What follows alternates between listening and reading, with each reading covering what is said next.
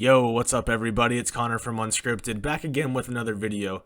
It's been a while since I talked to you guys. I was on a little trip with my girlfriend and our dog from Wednesday to today. I just got home earlier, so I had a good time with that. I couldn't make any videos, but I know I missed a lot. I wish I could have been making videos because I know there was a lot going on in the Call of Duty scene the past couple of days with roster mania and all kinds of drama.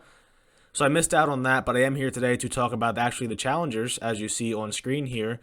The Challenger Season 3 Elite Qualifiers were today, and there's some drama to talk about, so of course we are doing it, and as always we are doing it off the script. So if you like the video and the Challengers update, don't forget to drop a like on the video. Leave a comment down below in the comment section with your thoughts on what happened and what went down, and as always, subscribe to the channel if you are enjoying the content and you are looking for more of it, because as always there will be more of it coming to you throughout the coming days, weeks, months, years, hopefully.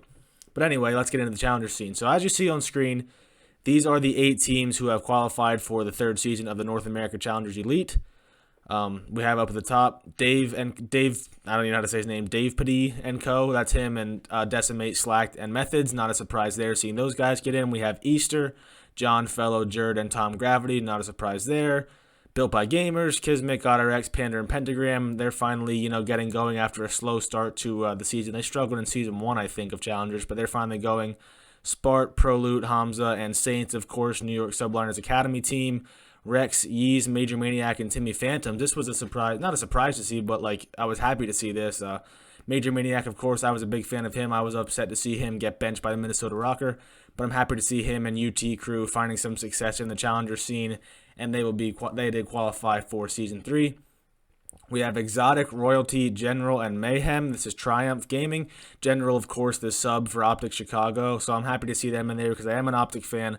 I do like Jordan General. I think he seems like a really good guy. I love watching him in the Optic pre-shows, for example. Just always has something interesting to say. I like listening to him talk. He seems like a good person, so I always cheer for him. Happy to see them do well, as always. We have potentially the biggest surprise here. One of these two are biggest surprise. We have the LA Guerrillas Academy team, and coming into the season, this, of course, will not be a surprise at all. This would be expected. You have 2 CDL subs on this team. Chino and I believe Mental are subs for the Guerrillas. They're both on salary, and then Exceed and Nero are in there, and these guys have been struggling. They were getting top 32 and top 64 at some of these Challengers tournaments, so they were not performing well at all. They were most definitely underperforming, and it is very nice to see them finally have some success and make it into Challengers Elite Season 3. Feel really good for Chino, especially. He's been around for a while. I'll get to his tweets here in a little bit, but it's good to see him finally have some success.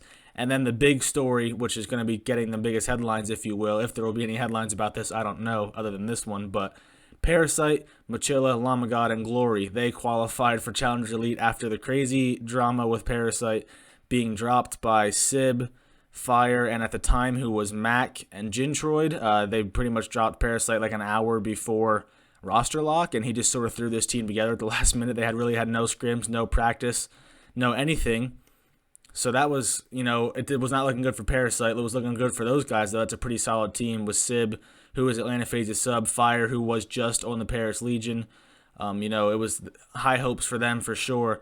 And they ended up losing Mac, who was apparently now back on the subliners. I don't know what's going on there, but anyway, they replaced him with Cap. It's not his full name's Cap, something else. I know he's like an S&D guy.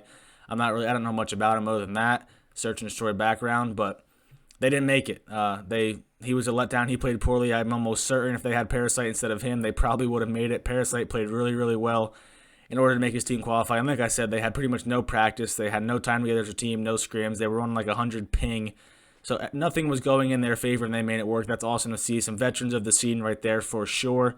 Parasite, like I said, all that he's been through the past couple of days and even weeks, this whole season's been up and down for him, a roller coaster ride. So even if you don't like him, you gotta like seeing this for Parasite. It's definitely some big news for him, and it's good to see. It was not looking good for him, and he turned it around, and he's just a leader. That's what he does. He gets the best out of his teammates. He performs well. He sort of. It's weird saying that Parasite's the guy who holds the team together. He's like the glue that holds everything together, because back in the day, he was the guy kind of ripping teams apart. But that's what he is now. He's much more level-headed. He's a leader, and he tries to get the best out of his teammates. So that's what he did here. Like I said, limited practice, limited time together, and they were able to somehow pull it. They were able to make it work. So That team and LAG Academy are the teams that I guess I'm most happy for, and of course Triumph with General there. But LAG, just because it was not looking good for them, and it was pretty rough for them. It looked pretty chalked for them earlier in the year.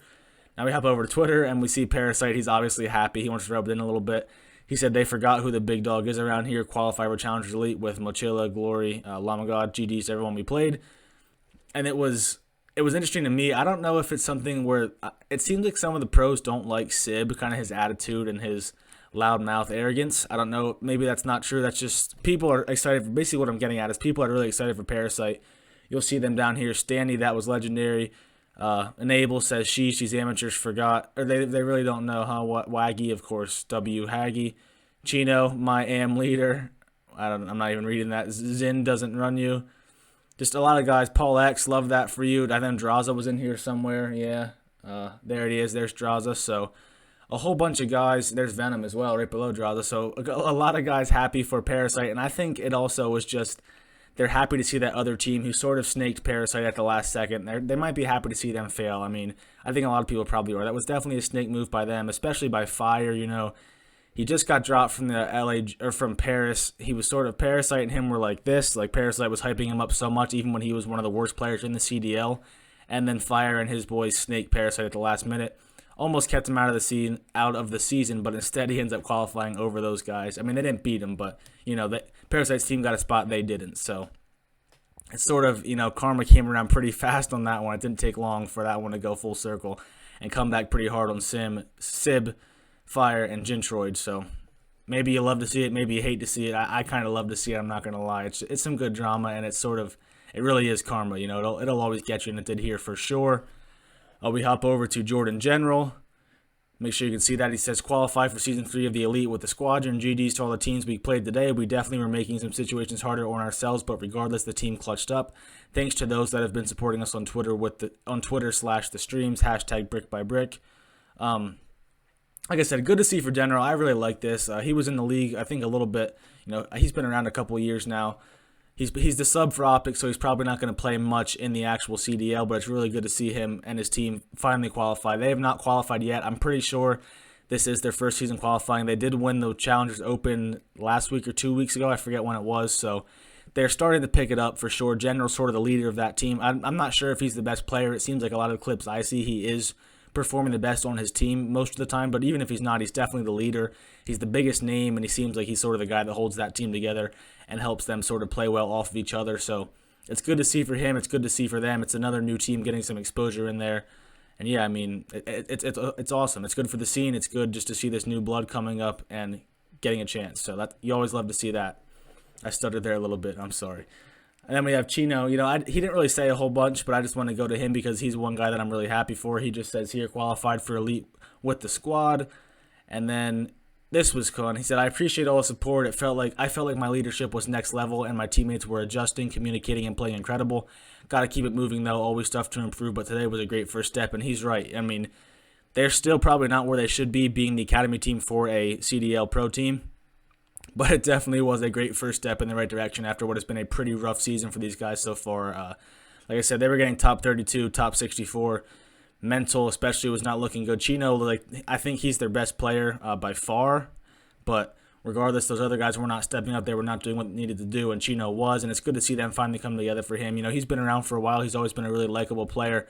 Seems like he's one of those guys who really nobody hates. Like everybody just loves Chino. He's hilarious. He's a good guy, good character to have in the scene, all that stuff. So it's good to see him have some success and just see their team finally get going a little bit and see if they can carry it on. So now looking at the teams, I mean, Parasite and them, it's good to see them get into this Season 3 of the Challengers, but they probably are the weakest team here. I don't know. Any of those bottom 3 teams will probably end up in the bottom of this, but, you know, Challengers have been very unpredictable this year, and there's a lot of stuff going on with the whole host thing and bad connection for teams, so anything can happen in Challengers for sure. I mean, the typical favorites, NYSL Academy, probably the favorites, Easter up there, and Method and Slack's team. Those are probably the top 3 teams, but, I mean, Built by Gamers team, they're solid for sure. They've been playing well lately, and even Major Maniacs team, I think they can have some success too, so there are some sort of top teams and some bottom teams, but a lot of teams I could see competing for this thing and maybe making a run at winning it, so I don't know what's going to happen from here, but all I know is I'm ready to watch it. I like watching Challengers when I can. I can't always watch it, but I really do enjoy watching it. Sometimes I enjoy watching that more than some of the CDL matches, honestly. So that's what it is. I hope you guys are excited for it, because I know I am. So that's going to wrap up the video. If you enjoyed the video, don't forget to leave that like down below and leave a comment as well. Let me know your thoughts on the Challengers Season 3. Subscribe to the channel as well if you're enjoying the content, looking for more of it. So I hope you enjoyed the video. I hope you enjoyed the Challengers qualifiers. Hope you had a good day, and I will talk to you guys in the next video.